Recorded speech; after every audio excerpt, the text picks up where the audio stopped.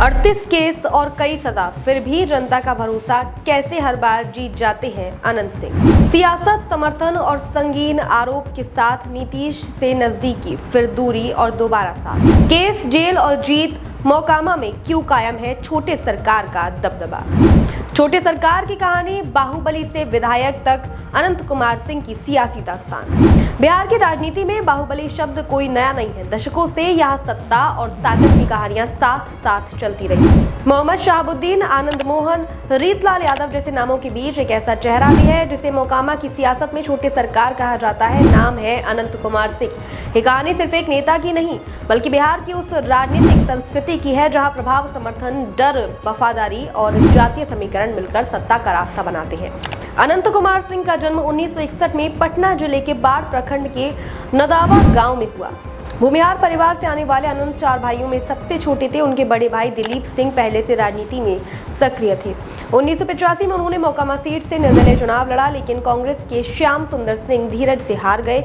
1990 में जनता दल से टिकट मिला और जीत भी दर्ज की। 1985 में वह फिर विधायक बने, लेकिन साल 2000 में जब उन्होंने राष्ट्रीय जनता दल से चुनाव लड़ा तो उन्हें लोक जनशक्ति पार्टी के बाहुबली नेता सूरजभान सिंह से हार का सामना करना पड़ा। राजनीति की इस उठापटक के बीच अनंत सिंह का प्रभाव लगातार बढ़ रहा था। कहा जाता है कि पर्दे के पीछे संगठन, समर्थन और रणनीति की कमान अक्सर उन्हीं के हाथ में होती थी। हालांकि उनकी पहचान सिर्फ राजनीतिक नहीं थी, उनके नाम के साथ आपराधिक मामलों की लंबी सूची भी जुड़ती गई। 2025 के चुनावी हलफनामे के अनुसार उन पर पहला केस 13 मई 1979 को दर्ज हुआ, जब वे 18 साल के थे। मामला हत्या से जुड़ा था। स्थानीय स्तर पर एक कहानी ये भी प्रचलित है कि किशोर उम्र में ही वे पहली बार जेल गए थे। हालांकि इनकी आपराधिक पुष्टि अलग अलग स्रोतों में भिन्न भिन्न मिलती है। समय के साथ उन पर हत्या, अपहरण, अवैध हथियार रखने और रंगदारी जैसे कई मामले दर्ज हुए। 2015 में एक बड़ा मामला सामने आया। पटना पुलिस ने उनके आवास पर छापेमारी की। ये कार्रवाई 4 युवकों के अपहरण के मामले के बाद हुई थी। छापे में हथियार और अन्य आपत्तिजनक सामान बरामद होने का दावा किया गया। इस घटना ने राज्य की राजनीति में हलचल मचा दी। विपक्ष ही नहीं, सत्ताधारी खेमे के भीतर से भी उनकी गिरफ्तारी की मांग उठी। बाद में इस मामले में अदालत ने उन्हें दोषी ठहराया और सजा सुनाई गई। 2019 में एक और छापेमारी के दौरान उनके घर से AK-47 राइफल बरामद होने का मामला सामने आया। इस केस में भी वह दोषी पाए गए। हालांकि चार्जशीट से UAPA की धाराएं हटा दी गई थी। इन सजा के फैसलों का सीधा असर उनकी विधायकी पर पड़ा और 2022 में उनकी सदस्यता समाप्त हो गई। लेकिन अनंत सिंह की कहानी सिर्फ अदालत और आरोपों तक सीमित नहीं है। ये कहानी चुनावी मैदान में उनकी लगातार मौजूदगी की भी है। 2004 के लोकसभा चुनाव से पहले जब नीतीश कुमार बाढ़ सीट से चुनाव लड़ना चाहते थे, तब उन्होंने सिंह बंधुओं से मुलाकात की थी। ये इलाका भूमिहार मतदाताओं का गढ़ माना जाता रहा है। हालांकि नीतीश उस चुनाव में जीत नहीं सके, लेकिन क्षेत्रीय समीकरणों को समझने में ये मुलाकात अहम मानी गई। 2005 में बिहार में 2 बार विधानसभा चुनाव हुए। अक्टूबर चुनाव में अनंत सिंह ने जनता दल यूनाइटेड के टिकट पर मोकामा से चुनाव लड़ा और जीत दर्ज की।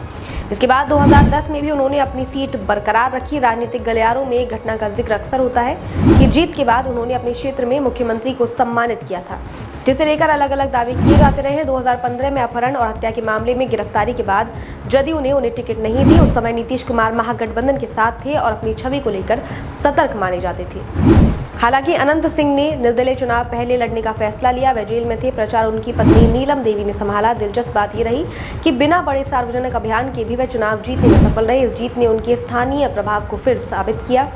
2020 में उन्होंने राष्ट्रीय जनता दल का दामन थामा। लालू प्रसाद यादव की पार्टी के टिकट पर उन्होंने फिर जीत दर्ज की। मोकामा में उस समय एक नारा खूब सुनाई देता था, बिहार में भले ही सरकार किसी की हो, मोकामा में छोटी सरकार अनंत सिंह है।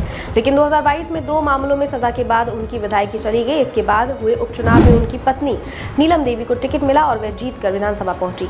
2024 में जब नीतीश कुमार ने फिर राजनीतिक पाला बदला और NDA के साथ सरकार बनाई, तो विश्वास मत में नीलम देवी ने NDA के पक्ष में मतदान किया। इस कदम ने फिर से राजनीतिक समीकरणों को चर्चा में ला दिया।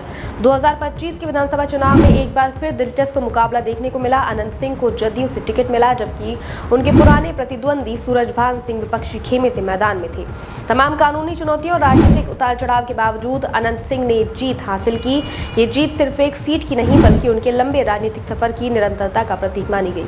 मोकामा की राजनीति को समझने के लिए जातीय समीकरण, स्थानीय नेटवर्क और व्यक्तिगत प्रभाव की भूमिका को नजरअंदाज नहीं किया जा सकता।